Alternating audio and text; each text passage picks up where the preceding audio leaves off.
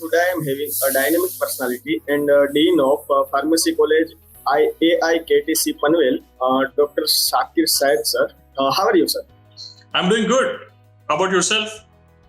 I am also fine, sir. And now we are starting our interview. And first question to you is, why do you like to be in an educational department rather than any other departments? So actually, it's a very interesting question. A couple of years back, when I finished my PhD from United States of America, I worked there for almost 6 years in drug industry, and where I was working on to developing new medications. So when I decided to come back to India, that was a question in front of me. Do I want to go into academics or into industry? And when I thought about it, teaching was something very close to my heart. It is something that I'm very passionate about. I like interacting with students. And to me, education sector gives a lot of good opportunity to make an impact among the young students. So when I came back to India, education and going into academia was the first choice. And that is how I landed up at AIKTC School of Pharmacy out here. Okay, nice, sir. So you have done a PhD from USA, right? Yes, sir. 2006. Nice, very nice, sir. So what is the key behind this successful career in this department? So I think the key behind that essentially is that you need to, first of all, you need to be very passionate about your work essentially. And the second is all, essentially, you have to have your clear goals in front of you. And obviously once you have a clear goals, you need to have a very clear action plan in front of them. So once everything falls in line together in terms of your passion, in terms of your goal, in terms of action, I think the outcome is obviously something that you really like, and I think that is the key mantra of having success in any career. So I've tried to implement that mantra in my career here as the head of the institution for School of Pharmacy, and I think that has really helped me in developing the institution to where it is right now. Nice, sir. So you are in such a good position like a dean. So can you just say something about your leadership skills? So I think leader has to have a very multifaceted personality. As a leader, you have to inspire people, you have to motivate people, you have to bring them together for a common cause and a mission and goal. So that is something that I take very closely to my heart, essentially. And I try to practice that on an every daily basis, that I'm continuously talking to my faculty, I'm talking to my students in this leadership role and trying to inspire them, trying to motivate them and motivating them towards our vision and mission, which is to become the most sought after institution. And that is a big goal in front of us. So my goal essentially in this leadership role is to inspire everybody that works towards me to achieve this goal essentially. So as a leader, I think you need to have all these qualities to understand people, to be supportive, to motivate them, to understand them. And I think that is how a good leader essentially works. Essentially. Nice. So as you are having an experience of US education system and Indian education system, so would you like to say something about Indian education system? So Indian education system, obviously we are all aware that there are some challenges out here. I think it has evolved from a British education system where the British had implemented this education system, and it was primarily very focused on just having knowledge and not very focused on skills based essentially or practical application based. So I think that is where we lack essentially. And because of that, when I compare this to something like US-based education system, I think that is a difference out there.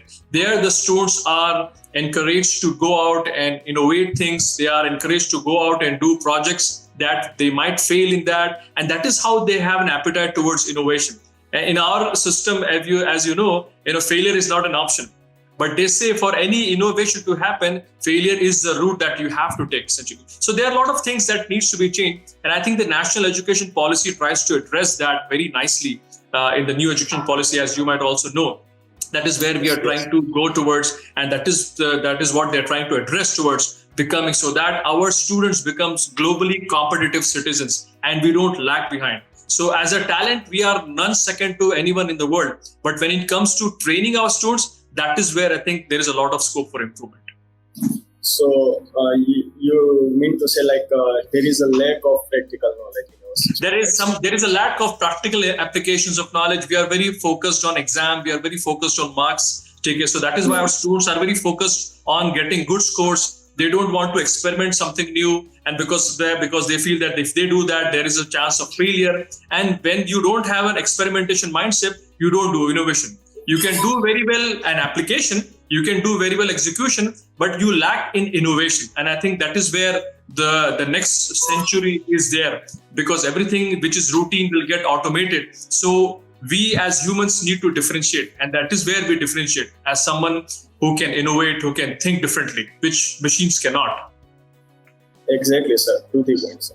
So, can you just say something like a base part of your institute, which is not, which is different from another institutes? So what we have tried to do essentially at our institute is we have to try to blend different approaches of learning essentially. So when I say learning, we are just not focused here to give them technical pharmacy knowledge, but we want to develop them as a holistic pharmacist. So when I say holistic pharmacist, I want to give them the technical information. We try to connect them with the world-class industry experts so they know what is the application of what they're studying essentially.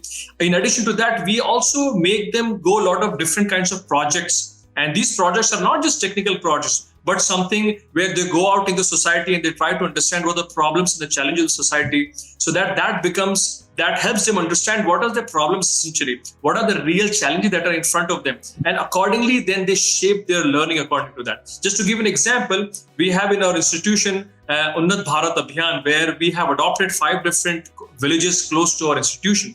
Okay, so our students go there, they try to understand what are the health related challenges and what is that can be done to solve that. So I want my students to be equipped technically as well as with the mindset of becoming contributory citizens of the society, so that when they go out, they are not just thinking about taking a good job, but rather they are going out to making an impact to the society. That is my core area, and that is how I think we differentiate from the other institutions which are more focused on just giving technical knowledge and making them just regular pharmacists. Nice, sir. So after coming from USA, what key change you have done in your institute for a better outcome? So I think when I came back from US, I think my learning and experiences from them, I've gone out and tried to share those experiences with my students essentially, because I had worked in the global drug industry where I was working on anti-cancer drugs. So I shared that kind of experiences and that kind of technical know-how with my students, which probably they won't have access to it. Okay. So that was a very key learning experience for them also, to how the drugs or medicines are being made in the industry, what are the challenges that are there, so that they are aware of all the entire process of it. And I think that kind of experience is very rare to get in academia. I mean, I'm blessed about that, essentially having that experience and getting an opportunity to share with the students. And that is very inspiring for them. That really puts them into a very high level of thinking that, we are not just coming here to just get a B.Pharm degree, but we are here to getting trained for something very big, essentially. And I think in this corona pandemic, that is a relation that is they are getting more and more when they hear about medicines for COVID, they're talking about vaccine development. So this is where the society really needs good technical people with a good heart and mind and soul, which for concern for people, so that they can alleviate the sufferings of people that are there. Nice, sir. So what do you think about the youth of our country? The youth of our country, essentially, I think we are the youngest democracy in the world. And the youth, I think, has a very important responsibility to ensure that we continue to live as a free society, as a secular society, as a place where we can freely express ourselves, grow and help each other, and we can peacefully coexist. So when I talk to my students, I say, you know what? In addition to being technical skills, you also need to have universal human values, because a lot of time, you can be technically very good, but if you don't have value, you become a liability and a problem for the society. So the youth needs to have essentially a well-trained youth, a youth that has the technically best know-how in the world, but at the same time, they also have universal human values where they can they care for people, they can coexist with people of different thoughts and different religions and different ideas as such. So in that way, we can ensure that the next century will be more peaceful,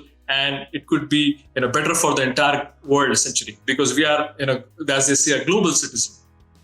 Nice, sir, nice. So in such a good position, you are having a very tight schedule of the day. But what do you do in your free time or your favorite unprofessional activity? So essentially, a very interesting question. My father was in Indian Forest Service. So my childhood was entirely into living into forest area essentially. So whenever I get time, essentially I go for nature trails. And that brings a lot of peace to my mind, and being alone with the nature in the greenery, that is very calming and peaceful for me. So I call that as forest bathing. So that is my favorite activity on Sundays, and even when I get time, I just go and drive in the woods, essentially, just admiring the greenness and the nature around us. Nice. So, do you like to suggest any book for a youth of our country? So I think there are a lot of good books essentially that are there essentially. The books by, I think, Mahatma Gandhi is, to me, are one of my favorite books essentially that are there, that gives a good perspective on how a good human being has to be. Then there are a lot of good books, something like Good to Great. And there is another author called Govind Ranjan, who talks about innovation.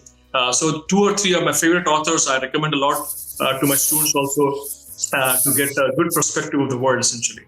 And reading is my favorite pastime. I do that. I personally make sure that at least I read 1 or 2 good books every month. So that keeps my thinking alive, and I get a good different perspective of the world, essentially.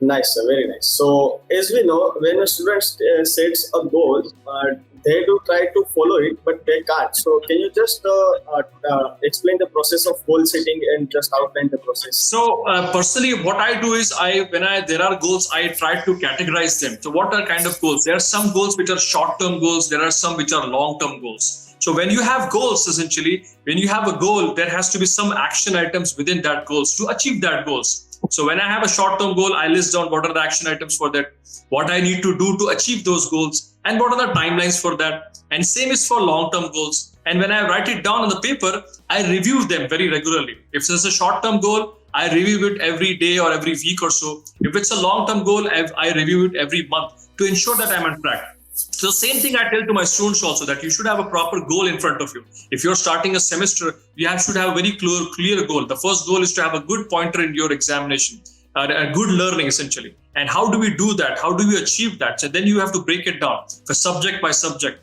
And within the subject, then you have to have a goal essentially. That have I understood it properly? Is the concepts clear? Okay, how is that subject applying to something that I've already learned about? What is the application of this? So all that has to be done so that your knowledge becomes deep and interconnected essentially. So I think goal making is very important. Without goal, you are directionless, as they say. Okay, you need to have a goal, and I emphasize a lot with my students also to make goals with their life, a long-term goal as well as short-term goal. So that becomes a compass for you to go ahead in life. Thank you so much, sir, for being a part of this program.